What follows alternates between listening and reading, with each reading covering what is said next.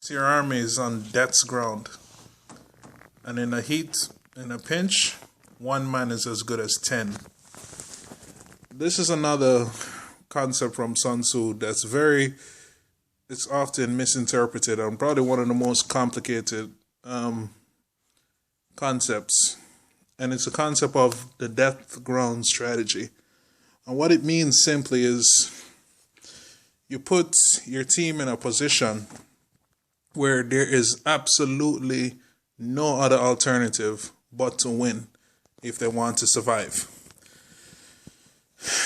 Sun Tzu in The Art of War explains it a little bit further.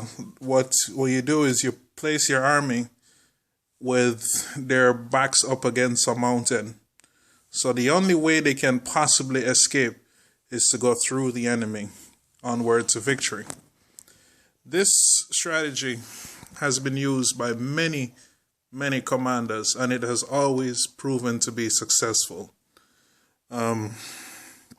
Cortez famously, in his war against the Aztecs, when he found out his men were thinking about mutiny, he burnt the ships, sank all of them,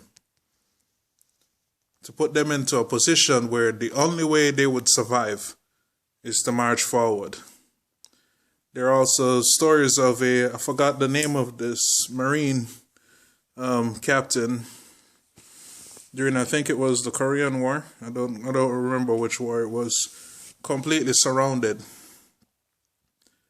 pushed through and defeated the army that was way larger than them. We did the strategy with Normandy. By storming the beaches, I mean, what choice did we really what choices our soldiers have but to defeat the Nazis and win? This strategy, and the reason why I bring this up and tell you all of these stories, is to explain the burning or bust movement and why it's so important. Now, a lot of people will find this video controversial and will disagree with me and say that I'm being a hardliner and all of this other stuff. And that's totally fine. I'll wear that badge with honor.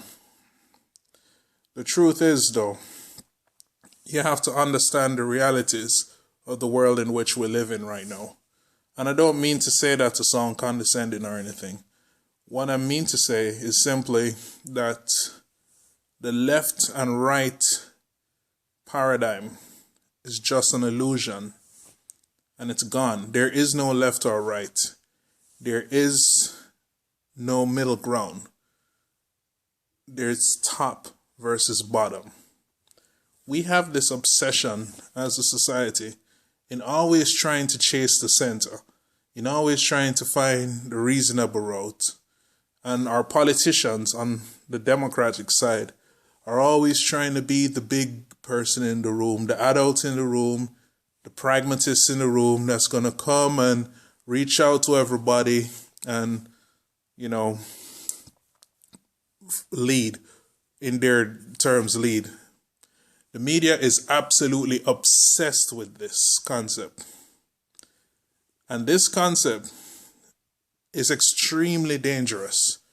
And the reasons why it's dangerous is because we live in a society where for some issues, and a lot of the key issues that we're facing right now, there is no middle ground.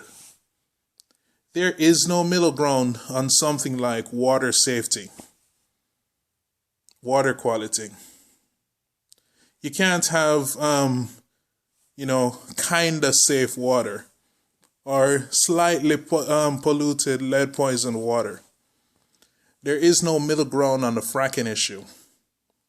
There is no middle ground on equal rights.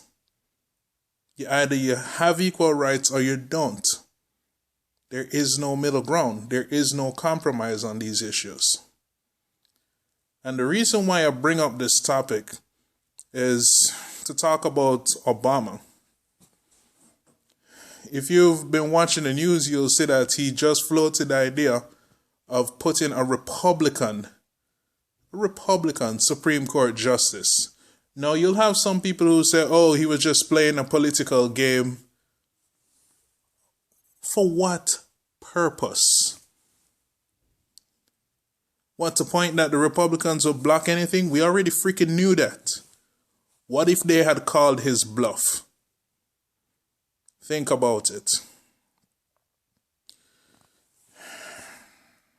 This is the kind of shit that people are pissed off about.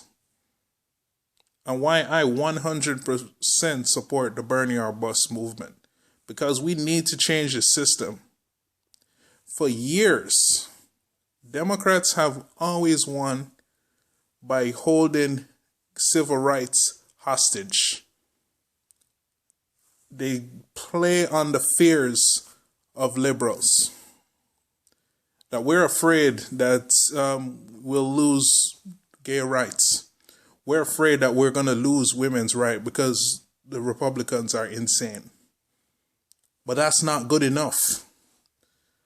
It's not good enough to vote out of fear. You have to vote on policy. Now, there are a lot of people that say, who am I to want to sacrifice the rights of others in order to, because my person that I liked didn't win. And to those people, I want to explain to you why this is necessary. If somebody like a Trump, it goes on to Trump versus Hillary, and we decide to write in Bernie, and Trump wins, good. You know why I say that? Because what it will do is it will wake people the fuck up.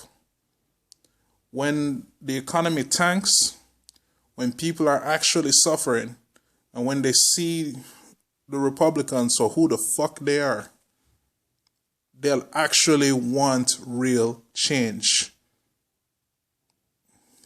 If you pick somebody like Hillary, who's going to be a continuation of Obama's policy, you'll do more damage to the liberal movement. And the reason why is because she's going to get in, she's going to cave to them, give them everything they want. We're going to have the same outcomes as if it were a Trump presidency, minus a few major issues like the women's rights, maybe, and gay rights.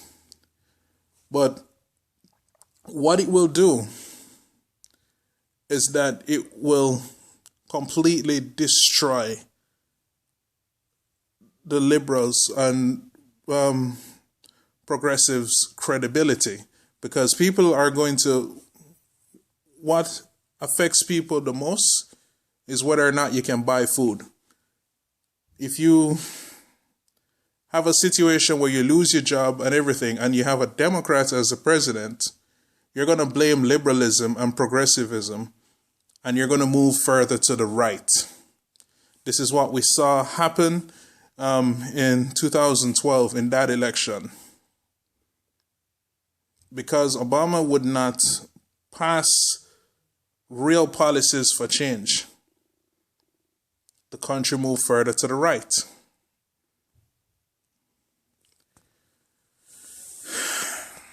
The time for voting out of fear is over.